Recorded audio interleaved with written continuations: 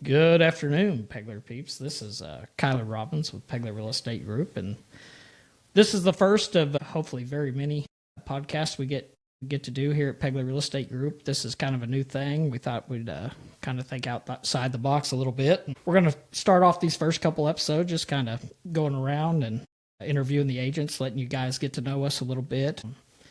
Maybe keep you up on some information, what's happening in town, new listings we've got. We'll kind of bring in folks from the community and, give them a little info in their career fields and kind of keep you up to date and with what's going on. And we'll get started with Mr. Joey Peglar and let him tell us a little bit about himself, what led him to real estate, what he loves about real estate, and how he got started. So yeah, with that, all right. So yeah, we're sitting here at Peglar Real Estate Group here in Mountain Home, and Kyler had this great idea to do a podcast. So I'm not a podcaster. I can drive across the country and not even turn on the radio or listen to my phone. So this is definitely new to us. So if you're listening, thank you. And yeah, this is going to be fun. So I've actually had this question a lot, what led me to real estate?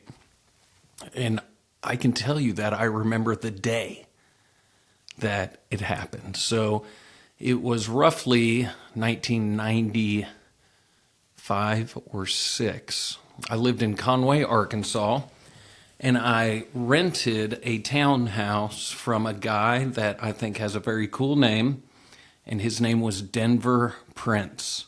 Nice. So I was walking out my door. My rent was $450 a month, and it had Denver Prince's name written on it. And I thought, Denver is going to get $450 times, and I counted the doors. And I was like, man, that's a good gig. So I actually got into real estate because I wanted to get into rental properties, and I'm sure we'll talk about that someday down the road. But yeah, that's how it all started. So in October of 98, passed my real estate exam, actually came to work in this office at 1326 Highway 62 East here in Mountain Home. A lady named Sue Simmons hired me, and she said, Joey, here's your office. There's the phone. We don't have any training. Good luck. That's it. Throw them to the wolves, basically. That's right. So what would you recommend to somebody getting into real estate these days? Would you recommend it? Would you do it all over again yourself if you had to?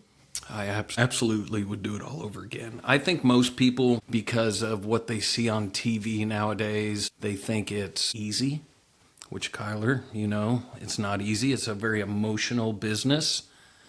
And yeah, I wouldn't, if someone wants to make a good living and work hard, and they don't think they're just driving people around town and opening doors. It is just so much more than that. But yeah, I would definitely do it all over again. And the thing about real estate, it is the start, and I've actually got a sign out in the hallway there I should have brought in with me. It's the start of everything. Everything comes from real estate. So, and what I mean by that is oil comes from real estate. Gold comes from real estate. The lumber that you build your house comes from real estate. Crops come from real estate. Automobile factories are built on real estate. The components that make up the metal come from real estate. So if you're going to get into a business, get into something that people need. Everybody needs real estate. Yeah. You could probably attest to, it's a business that on the outside it looks easy, but we all know that it's definitely not at times, but rewarding at the same time. It's absolutely rewarding. Yeah. So, but anyway, just a short little story.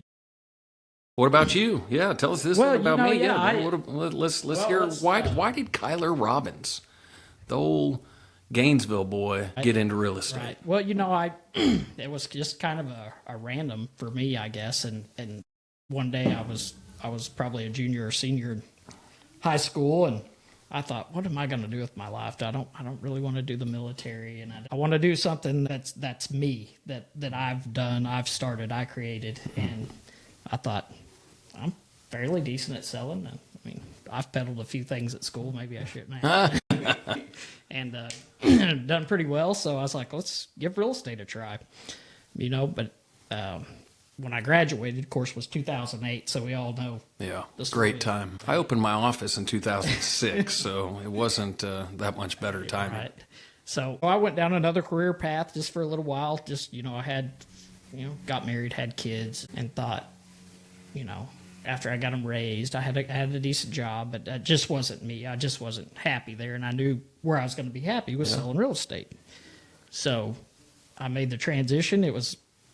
I lost a lot of sleep because I was like, man, I just cold turkeyed and quit one day. And that's not a good idea. Cold turkey. I tell people, if you're going to get into real estate, make sure you save about 6 months worth of income. I guarantee you, it can be a scary time, but it's like, when you got to jump, you just got to do it sometimes. But anyway, so that's how I got started. And then, I started over at another company and then pretty much had to beg you to get over here and sold a little bit of my soul, but it's worked out good. Yeah, I appreciate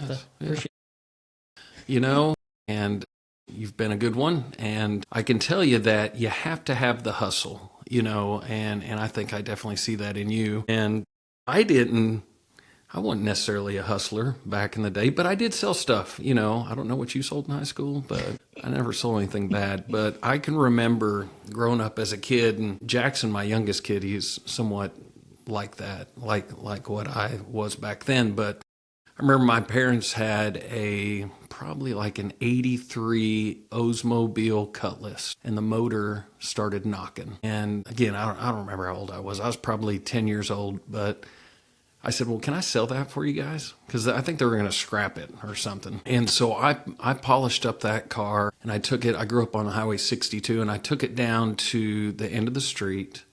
I put a for sale sign on it.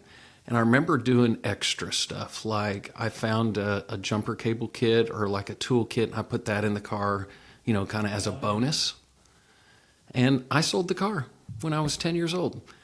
And yeah, it was fun. Not that, hey, car sales and real estate are not the same. But I think I did start selling at a young age. I used to trade, I think, like my grandpa's war medals in high school when I was, really young for brownies in the lunchroom. So I was a wheeler dealer back in the day. Yeah. Thanks, That's Grandpa. Awesome. But yeah, so I mean, it's a journey for sure. But, while we've got a minute, we've got some pretty neat stuff out there. I mean, we're always listing and new cool things. So I'm sure you probably got a few new listings you got coming up. Just listed 10.5 acres on the beautiful White River, 750 feet of river frontage. So again, that's what's cool about this business. You could be selling a single wide mobile home one day, or you could be like Kyler Robbins selling a big chunk of land, which he just put under contract for what? Almost $2 million, yeah. $1.2 million. So yeah, you never know what is going to be thrown at you in the real estate business, from people to places, to emotions.